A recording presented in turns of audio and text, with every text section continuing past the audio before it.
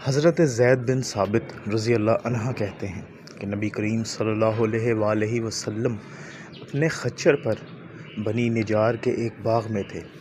ہم بھی آپ کے ساتھ تھے۔ اچانک خچر بدک گیا، قریب تھا کہ آپ کو گرا دیتا۔ 6، 5 یا 4 قبریں تھیں۔ آپ صلی اللہ علیہ وآلہ وسلم نے فرمایا، ان قبر والوں کو کون جانتا ہے؟ ایک آدمی نے کہا، میں۔ آپ صلی اللہ علیہ وآلہ وسلم نے فرمایا، یہ لوگ کب فوت ہوئے؟ اس نے کہا، زمانہ شرک میں۔ آپ نے فرمایا، یہ امت اپنی قبر میں آزمائی جائے گی۔ اگر مجھے اس بات کا خدشہ نہ ہوتا کہ تم اپنے مردے دفن نہ کرو گے تو میں اللہ تعالیٰ سے دعا کرتا کہ تمہیں بھی وہ عذاب قبر سنائے جو میں سن رہا ہوں۔ زید نے کہا، پھر آپ ہماری طرف متوجہ ہو گئے اور کہنے لگے، آگ کے عذاب سے اللہ کی پناہ مانگو۔ صحابہ کہنے لگے، ہم آگ کے عذاب سے اللہ کی پناہ میں آتے ہیں۔ آپ صلی اللہ علیہ وآلہ وسلم نے فرمایا، قبر کے عذاب سے اللہ کی پناہ مانگو۔ صحابہ نے کہا، ہم قبر کے عذاب سے اللہ کی پناہ میں آتے ہیں۔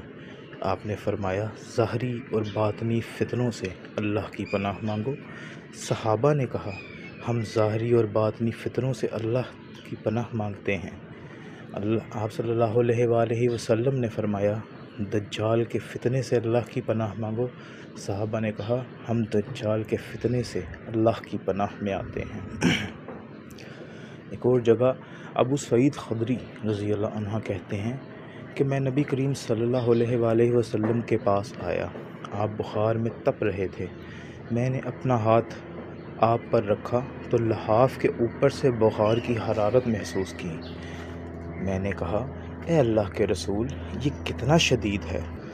آپ صلی اللہ علیہ وآلہ وسلم نے فرمایا، ہمیں تکلیف بھی دگنی دی جاتی ہے اور اجر بھی دگنا دیا جاتا ہے۔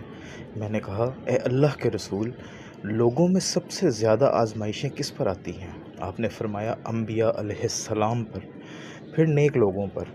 کسی کو محتاجی میں آزمایا جاتا ہے، حتیٰ کہ اس کے پاس صرف وہ چادر بچتی ہے جو اسے ڈھانپتی ہے، اور وہ آزمائش میں اتنا خوش ہوتا ہے جتنا تم میں سے کوئی بھی شخص خوشحالی میں مسرور ہوتا ہے۔